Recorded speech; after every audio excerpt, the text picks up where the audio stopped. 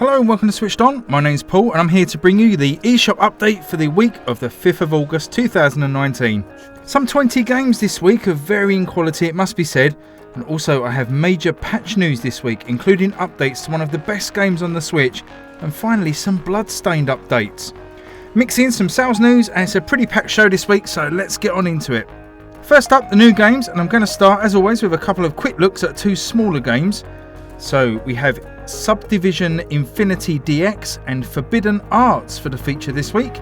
Now, Subdivision Infinity DX is a port of a mobile game and is a space shooter in a similar vein to Manticore and Everspace, which are both excellent games already on the Switch. Blowfish Studios are behind this one, and it releases on Thursday with 20% discount up until launch, making it just under a tenner and $11.99.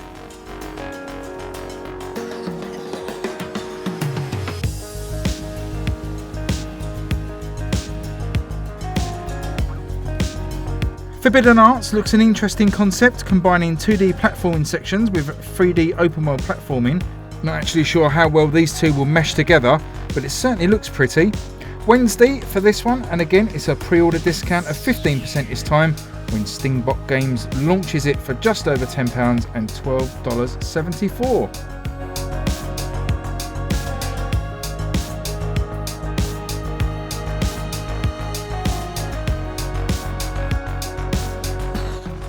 Quick mention for European Truck Racing Championship, which drops the European part of its name for the American release. I'll be dropping a review of this one closer to the release date of the 8th of August, which is on Thursday, but if you want some early impressions, check out my video in the link above that I posted last night.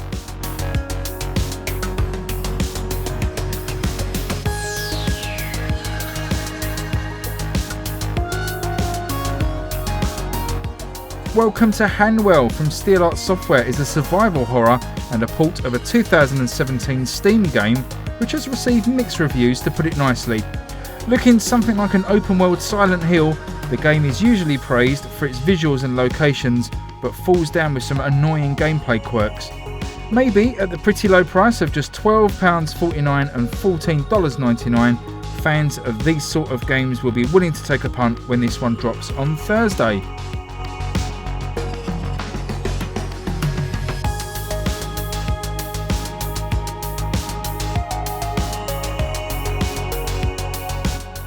Now, after the barrage of Doom games onto the eShop last week, we get another nostalgia trip with a port of 1998's Turok 2, The Seeds of Evil, which arrives this Friday. 20 weapons, 6 areas, 35 different enemies will feature when the Dinosaur Hunter returns for £15.79 and $19.99. It's a shame that the pricing here is a bit higher compared to the Doom ports, where you could pick up any 2 of those Doom games for less than this. But whilst I've not got round to playing it, the first Turok looked really good, and this looks to build on that, and I'm sure fans will get their money's worth.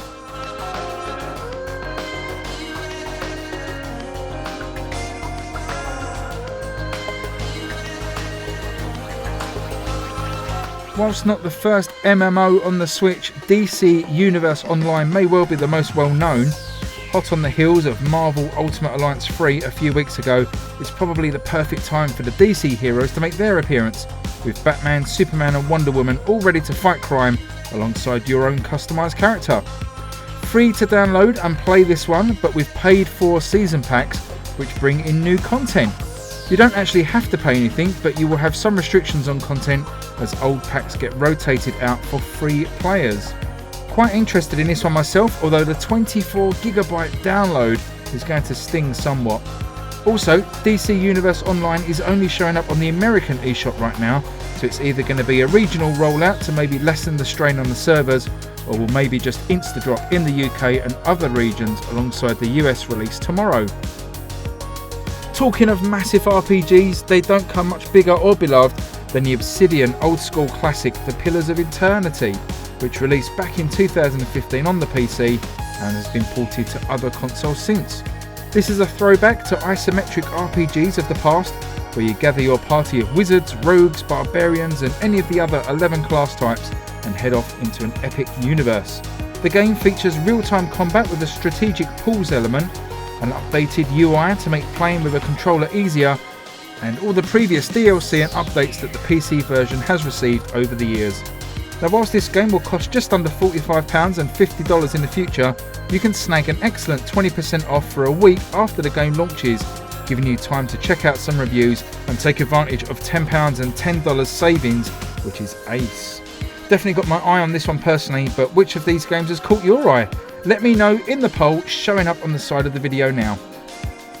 Now onto sales. As always, if you aren't taken by the new releases, there are plenty of games coming off sale in the next 7 days that you can snaffle up. The first I've picked out is the quite brilliant looking Observer. Now I've had my eye on this one since launch, and now at a quite superb 65% off. There's never been a better time to jump on it.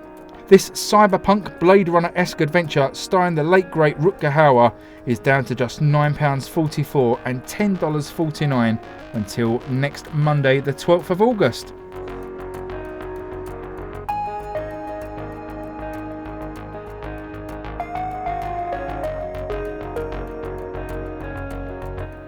NIS America are having a catalogue sale with pretty much all of their games up for discount, so look out for games like Penny Punching Princess, The Longest 5 Minutes and Lapis Labyrinth, which whilst not incredible games, are well worth a look at some of the pretty deep discounts offered here.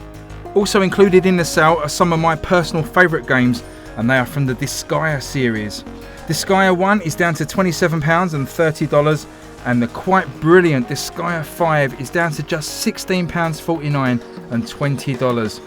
Now Disgaea 5 in particular is one of the very best games on the Switch, and if you like your tactical games with a slice of crazy, then I wholeheartedly recommend this at an absolutely bargain price.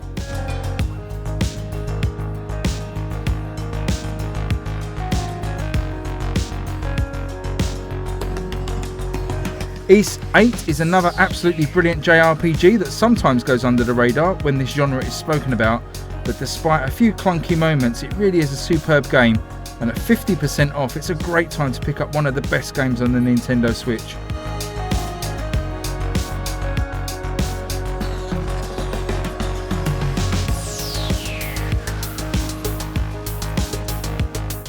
Okay, sorry for being a bit heavy on the JRPGs there, but I make no apologies when their games are that good, and I'm all for saving a buck here and now. Okay, onto the patches. The really big news this week are there's 3 huge patches that have been released in the last 7 days, so let's see which games have had a bit of spit and polish applied. First up is the superb Cadence of Hyrule and its 1.0.2 update. One of the biggest additions to the game is now it has around 30 in-game achievements to unlock, which is great for those of us that like these things. A new option to allow a gentle rumble on the controller for every beat of the music sounds useful, and there's just a raft of other changes to enemy AI, the game's UI, and a laundry list of bug fixes. If you drifted away from this one, it may be time to hit that update button and give it another try. Next up is one of the Switch's big disappointments for me. Morphe's Law was showcased and heavily anticipated, but its launch ended up being a bit of a wet lettuce in the end. Janky animations, laggy online play, riddled with bugs, and just overall the game was not a fun experience and seemed to be one of those games where the boardroom pitch probably sounded better than what ended up on the screen. Well, enter patch 1.0.3, which pretty much overhauls the entire game, and whilst I've not had chance to test this myself yet, from the looks of the patch notes, then it's definitely a game I'm going to give a second chance to. There are far too many improvements to list here, so I'm going to put a link to the official patch notes in the description below, but from what I've heard from followers on Twitter, the game definitely seems more fun. Finally, we come to Bloodstained, and what a troubled life this game has led on the Switch so far. There may be some light at the end of the tunnel as the first raft of real fixes get released, although disappointingly it's not the big performance update that we needed, not yet anyway. This smaller update fixes some minor things like some wonky HD rumble, nerfs a few abilities, and carries out some other minor bug fixes. The performance improvements this game sorely needs will now be coming in one big patch rather than a series of smaller ones that 505 Games initially stated would happen, but as of right now there is no ETA for that. Okay, please like and subscribe if you like this video, and I do these updates every Monday. I've also got a slew of reviews coming this week, including a hardware review of a new wired controller from PDP. I also have one of those bad boys to give away, so watch out for that review later on in the week. But until next time, thanks very much for watching, and I'll see you all again soon. Cheers, bye bye.